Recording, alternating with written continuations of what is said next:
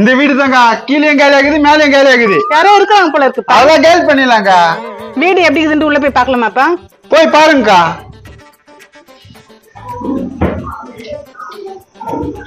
கோகிலா, இப்பதான் நம்ம வீட்டுக்கு வயிற்று தெரிச்சா? கோகிலாவா? எங்க என்ன கோகிலெல்லாம் இல்லங்க. என்ன குரல மாறி போய் கிடக்குதா? என்ன கோகிலா போய் சொல்ற? உனக்கு தெரியாதா?